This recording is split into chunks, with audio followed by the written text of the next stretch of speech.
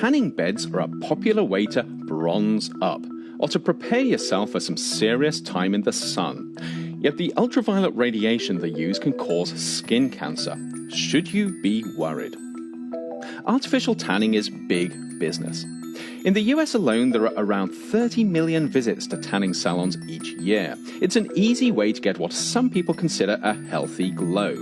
Rather than going to the trouble of exposing yourself to the sun itself, which can be fickle and harmful if you get too much of it, you simply spend some time sitting, standing, or lying in front of sun lamps. These bathe you in ultraviolet light, or UV, that stimulates your skin to produce the pigment melanin. This is the stuff that's responsible for creating darker skin tones.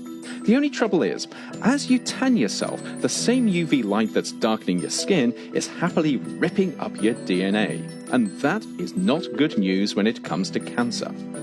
Each year, approximately 5 million people, 5 million, are treated for skin cancer in the US alone. Not all of this is a result of using tanning beds, of course, although it has been estimated that over 400,000 cases of skin cancer each year in the United States are associated with artificial tanning.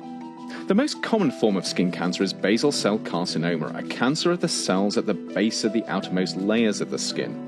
Fortunately, basal cell carcinomas almost never spread and are readily treatable. The second most common form is squamous cell carcinoma. Around 700,000 cases of squamous cell carcinoma are diagnosed each year in the US, and in 2012, somewhere between 4,000 and 9,000 people are estimated to have died of the disease. However, the most dangerous form of skin cancer is melanoma. It's caused by intense, occasional exposure to UV, such as, for instance, cooking yourself on the tanning bed for too long. Melanoma killed nearly 10,000 people each year in the US. Each of these cancers is associated with ultraviolet light exposure. The more UV you are exposed to, the bigger the risk of you developing skin cancer. The chances are greater still if you're young or you're particularly susceptible to skin damage from the sun. Because of this, there are national and international moves to restrict or ban the use of tanning beds. In 2009, for instance, Brazil became the first country in the world to ban the use of indoor tanning for cosmetic use. And in January 2015, it became a civil offence in the Australian state of Victoria to run a commercial tanning business. Back in the US, all states now regulate tanning facilities to some degree, but these regulations vary widely in their effectiveness. Young people are particularly at risk, and most US states require parental consent or accompaniment when minors use tanning beds. 11 states have actually banned the use of indoor tanning by minors entirely, including California and Texas.